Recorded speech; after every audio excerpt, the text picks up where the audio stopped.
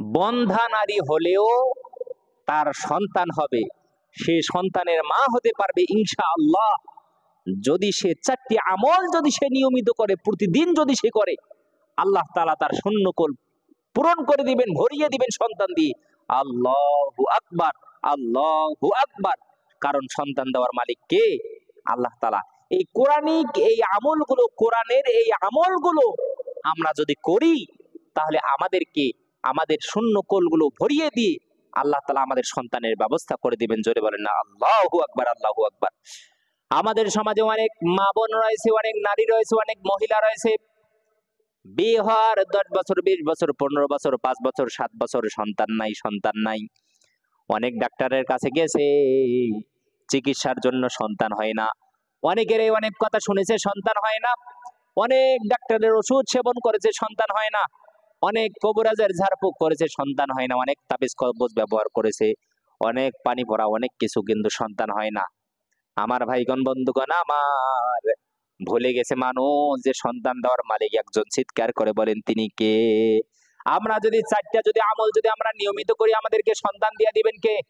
ইনশাআল্লাহ, ইনশাআল্লাহ, ইনশাআল্লাহ।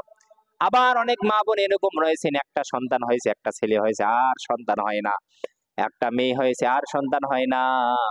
4টা ছেলে হয়েছে, মেয়ে হয় না। 4টা মেয়ে হয়েছে, ছেলে হয় না। এরকম আছে না নাই? অসংখ্য অগণিত মা বোন কিন্তু রয়েছেন। আজকের ভিডিওটা তাদের জন্য। আল্লাহর ওয়াস্তে একজন মুসলমানের সাহায্যের জন্য আপনি ভিডিওটা শেয়ার করবেন। ভিডিওটাতে শেয়ার করতে না পারলেও কমপক্ষে একটা লাইক দিবেন, যেন যাদের সন্তান নাই, যাদের 1-2টা সন্তান সন্তান নিতে চায়, ছেলে আছে মেয়ে নাই, মেয়ে আছে ছেলে নাই, তারা যেন এই ভিডিওটা দেখে তারা যেন অনুপ্রাণিত হয়ে আল্লাহ তাআলার উপরে তাওয়াক্কুল করে, তারা যেন এই আমলগুলো যেন করতে পারে। কারণ কোরআনের কথা কখনো কোনো সময়ের জন্য মিথ্যা হতে পারে না। আল্লাহু আকবার, আল্লাহু আকবার। তাই এই আমলগুলো যদি করে, তাহলে বন্ধা নারীকেও সন্তান দিয়ে দিবেন কে? এগুলো কোরআন থেকে প্রমাণিত ভাই, কোরআনের প্রমাণিত আমল। এই আমলগুলো করে কোনো মানুষ কখনো আপনার ফেল হয় নাই, ব্যর্থ হয় নাই, বিফল হয় নাই। 1 নম্বরে স্বামীরে কখনো হারাম পথে উপার্জন করতে দিবেন না। স্বামী যেন কোনো সময়ের জন্য হারাম কামাই যেন বাড়িতে যেন ঢুকাতে না পারে, হারাম খাবার যেন কখনো বাড়িতে ঢুকাতে না পারে। আপনারা পেটে হারাম খাবার ঢোকার কারণে আল্লাহ তাআলা কিন্তু আপনার কোল কিন্তু এখনো শূন্য রেখে দিয়েছেন। আল্লাহু আকবার।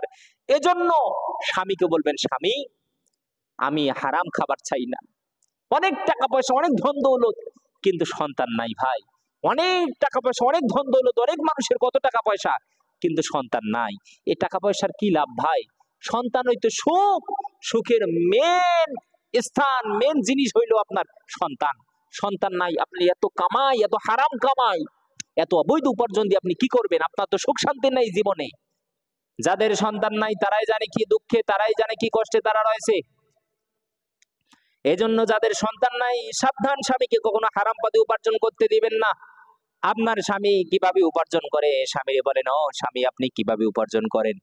স্বামীরে নিষেধ করে দেন, ও স্বামী হারাম পথে উপার্জন করবেন না, টাকার দরকার নাই, একটা সন্তান চাই। এবার বলবেন যে হুজুর, সন্তানের সাথে আবার হারাম কামাইয়ের কি সম্পর্ক?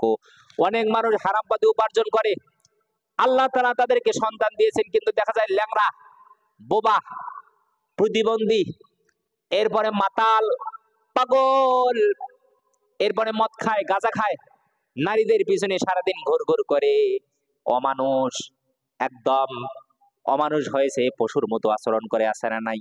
আবার অনেকেই আছে মা বাবার গায়ে পর্যন্ত হাত তোলে। এর কারণ কি? অবৈধ পথে উপার্জন করে তাদেরকে খাইয়েছে, খাইয়েছে সুদ, ঘুষ, হারাম। অবৈধ পথে উপার্জন করে খাওয়ানোর কারণে আপনার স্ত্রীকে খাইয়েছেন, আপনার সন্তানদেরকে খাইয়েছেন, তাহলে এরা কি হবে? এজন্য যাদের সন্তান নাই, 1 নম্বর আমল, স্বামীকে কখনো অবৈধ পথে উপার্জন করতে দিবেন না। 2 নম্বরে যে আমল করা লাগবে, এটা হলো কোরআনিক আমল। বেশি বেশি করে ইস্তেগফার করবেন। কি করবেন? আমার আল্লাহ সূরাত নূহের 10 থেকে 12 নম্বর আয়াতটা তেলাওয়াত করে দেখবেন। এই আয়াতের মধ্যে আল্লাহ তাআলা বললেন, ফাকুল তুস্তাগফিরু রাব্বাকুম ইন্নাহু কানা গফফারা ইউরসিলিস সামাআ আলাইকুম মিদরারা ওয়া ইউমদিদুকুম বিআমওয়ালিন ওয়া বানিনা ওয়ায়াজআল লাকুম জান্নাত।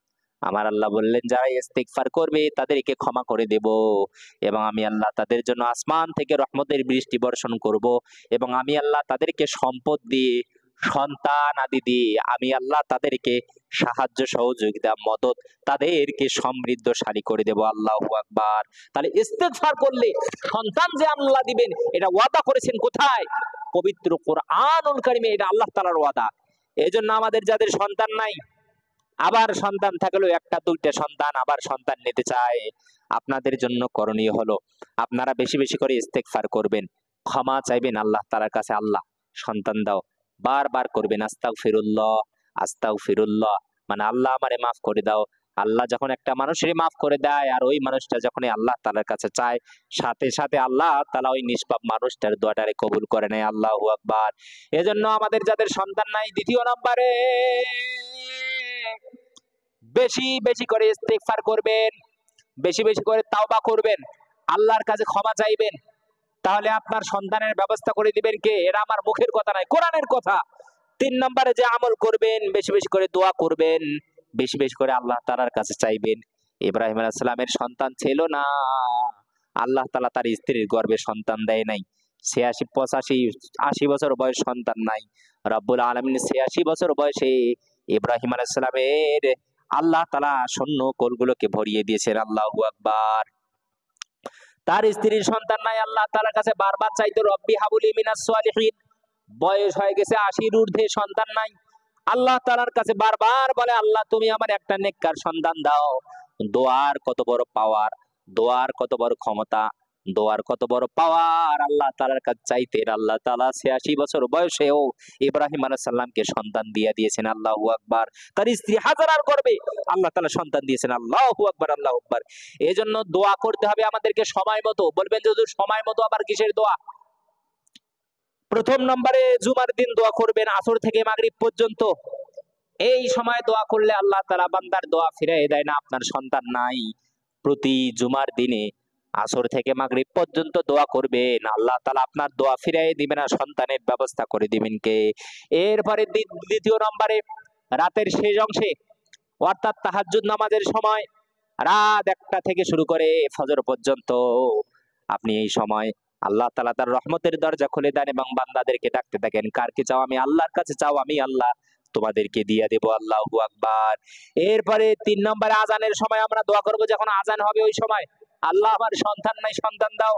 4 নম্বরে যখন বৃষ্টি হয়, বিশ্বনবী সাল্লাল্লাহু আলাইহি ওয়াসাল্লাম বললেন বৃষ্টির সময় যদি কেউ দোয়া করে আল্লাহ তাআলা ওই সময় তার রহমতের দরজা খুলে রাখেন।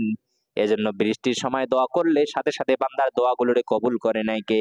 5 নম্বরে রোজা অবস্থায় বিশ্বনবী সাল্লাল্লাহু আলাইহি ওয়াসাল্লাম বললেন রোজাদার যতক্ষণ পর্যন্ত ইফতার করে না ততক্ষণ পর্যন্ত রোজাদারের দোয়াটারে কবুল করে নেয় কে? এজন্য আমরা এই 5টা সময় বেশি বেশি করে দোয়া করব, তাহলে আমাদের দোয়া আল্লাহ তাআলা কবুল করে নিয়ে সন্তানের ব্যবস্থা করে দিবেন কে?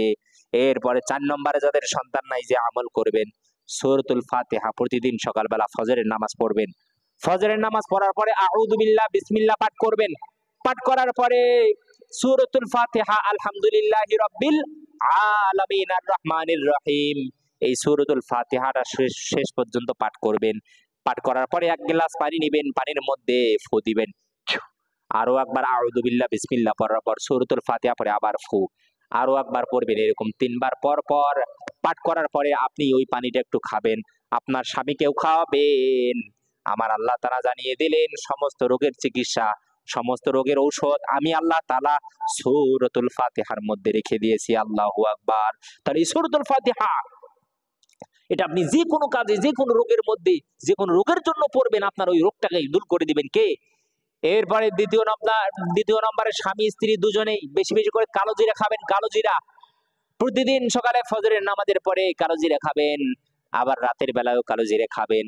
বিশ্বনবী সাল্লাল্লাহু আলাইহি ওয়াসাল্লাম বললেন মরণ বাদে যত প্রকার রোগ ব্যাধি আছে সব রোগের ঔষধ আল্লাহ তাআলা কালো জিরার মধ্যে রেখে দিয়েছেন। আল্লাহু আকবার। তাহলে এই আমলগুলো যদি আমরা করি তাহলে আল্লাহ পাক রব্বুল আলামিন আমাদের সন্তানের ব্যবস্থা করে দিবেন, এবং একমাত্র শুধুমাত্র কেবলমাত্র আমাদেরকে আল্লাহ তাআলার উপরে ভরসা করতে হবে।